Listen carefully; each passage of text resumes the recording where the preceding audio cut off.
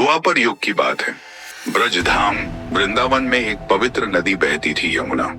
उसकी जलधारा इतनी निर्मल और मीठी थी कि वहां के सभी लोग, पशु पक्षी, पेड़ पौधे उससे जीवन पाते थे। वहीं पर श्रीनंद बाबा के घर भगवान श्री कृष्ण ने बाल रूप में अवतार लिया था। गोकुल और वृंदावन के सभी लोग उन्हें कन्हैया, कान्हा या माखन चोर कहकर पुकारते थे। उनका बचपन अपनी लीलाओं और शरारतों के लिए प्रसिद्ध था। श्री कृष्ण प्रतिदिन अपने सखाओं के साथ गायें चराने के लिए यमुना किनारे जाया करते थे। कभी बांसुरी बजाते, कभी मटकी से माखन चुराते और कभी अपनी बाल लीलाओं से सबका मन मोह लेते। एक दिन गोकुल वासियों ने देखा कि यमुना का जल काला पड़ गया है। जल से दुर्गंध आ रही थी। पक्षी उसके किनारे आते ही बेहोश होकर गिर जाते थे। पशु पक्षी सभी भयभीत हो गए। गांव के बड़े बुजुर्गों ने बताया कि यमुना नदी में एक भयंकर नाग रहता है जिसका नाम कालिया नाग है। वह अपनी विषैली फुफकार से जल को विषैला कर रहा है। जल पीने वाले जीव जंतु मरने लगे थे। कालिया नाग कई वर्षों पूर्व श्री नागलोक से भगा दिया गया था, क्योंकि गरुड़देव के भय से वह यमुना के एक गहरे कुंड में आकर छिप गया था। कालिया नाग की अनेक पत्नियां और संतानें भी वहीं उस कुंड में वास करती थीं। उसकी विषैली सांस से सारा जल जहरीला हो गया था।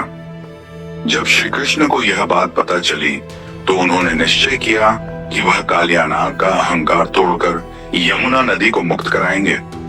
एक दिन श्री कृष्ण अपने ग्वाल सखाओं के साथ गौवें चराते चराते उस कुंड के पास पहुंचे। सखाओं ने कन्हैया को उस कुंड के पास जाने से मना किया, मगर बालकृष्ण तो अपनी ही धुन में थे। उन्होंने हंसते हुए कहा, जो वृंदावन वासियों को कष्ट दे उसका अंत करना मेरा धर्म है।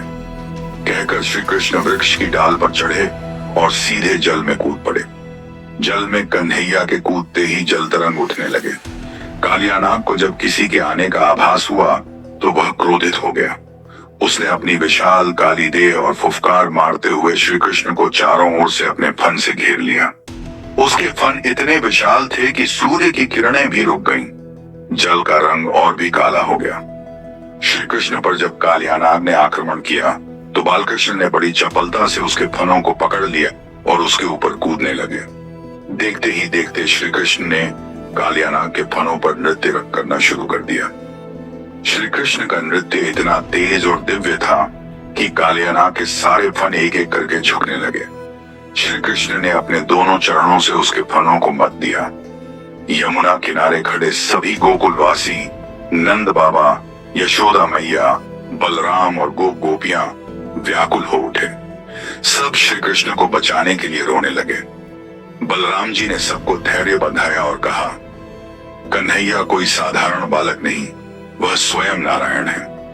उधर जल के भीतर कालिया नाग की हालत अत्यंत दयनीय हो गई।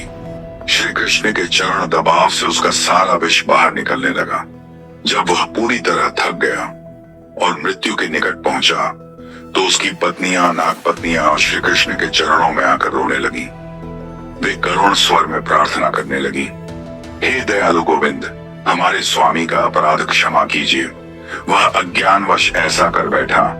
आप सदा अपने शरणागत की रक्षा करते हैं। श्री कृष्ण ने नागपत्नियों को देखा और मुस्कुराकर कहा, जो अपने अपराध का प्रायश्चित कर लेता है उसे मैं क्षमा कर देता हूँ। तब कालिया नाग ने भी श्री कृष्ण के चरण पकड़ लिए और कहा, प्रभु, मैं आपके चरणों में शरणागत हूँ। मेरे अहंकार और विष का नाश कर आपने मेरा उद्धार किया है। अब मैं इस स्थान को छोड़कर नागलोक चला जाऊंगा। श्री कृष्ण ने कालिया नाग को आदेश दिया कि वह अपनी संतानों और पत्नियों के साथ यमुना को छोड़कर सदा के लिए चला जाए। और जाते जाते उन्होंने कालिया नाग के फनों पर अपने चरण चिन्ह अंकित कर दिए। कालिया नाग के चले जाने के बाद यमुना का जल फिर से निर्मल और पवित्र हो गया। पक्षी कलरव करने लगे, जल में कमल खिल उठे और ब्रजधाम फिर से हर्ष और उल्लास से भर गया। गोकुल वासियों ने श्री कृष्ण की जय जयकार की। यशोदा मैया ने अपने लाल को गले से लगा लिया।